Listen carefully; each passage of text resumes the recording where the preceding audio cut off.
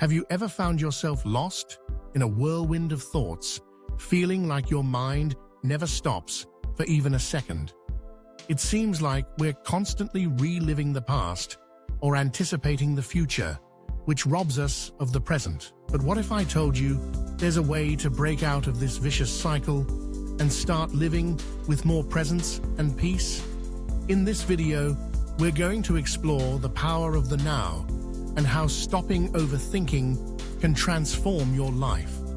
If you feel like your mind is always racing, that you can't relax, or that you're constantly dealing with anxiety and stress, stick around. We're going to dive into techniques and concepts that will not only help you understand your own thoughts better, but also provide you with practical tools to live more consciously and aligned with the universe. Ready to discover a new way of living? Then let's embark on this journey together. Overthinking is like an endless loop, isn't it? It feels like we're stuck on a roller coaster of thoughts that lead nowhere. What we need to understand, first and foremost, is that you are not your mind. That's right, your mind is a powerful tool, but it must be used wisely.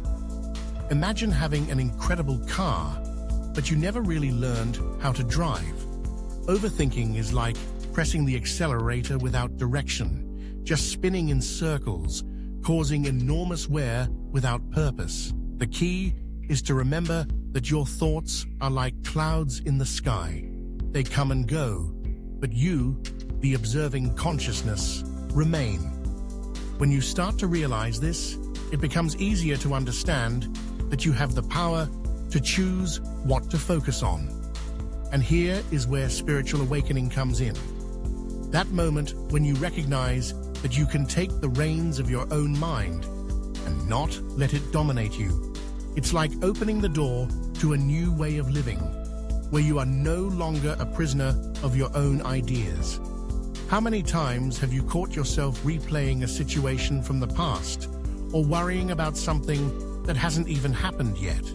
It's almost like a repeated movie in your head, always jumping between what was and what's yet to come. The secret, and this is something many spiritual masters and books like The Power of Now teach, is to focus on the present moment. Because the past no longer exists and the future is just a projection of our mind, the only moment we truly have is now.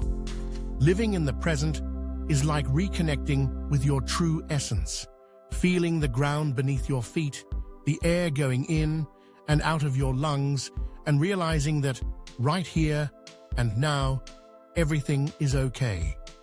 A simple practice is mindful breathing.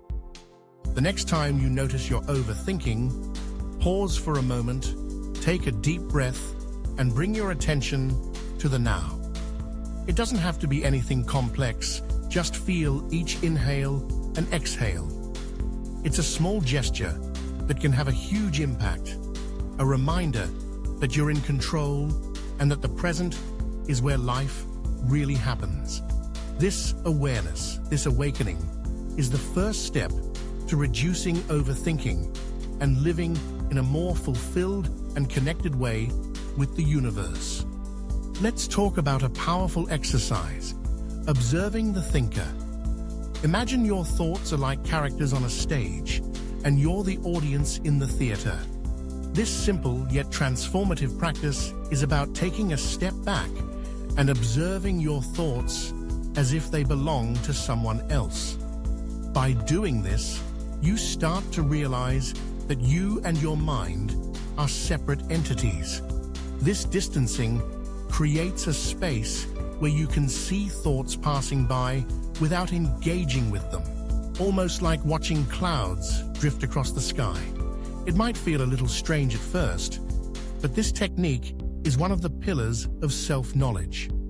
By becoming an observer, you lessen the mind's excessive control over your actions and emotions.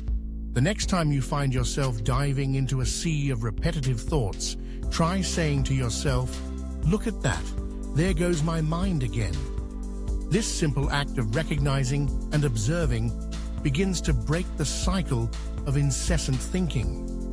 This is self-development in action, an important step towards living a more conscious life and less dominated by excessive thoughts. Now let's talk about something many of us carry without realizing: the pain body. Imagine that throughout life, you accumulate a baggage of negative emotions, traumas, and resentments. This accumulation isn't just mental, it manifests in the body too. This is what we call the pain body.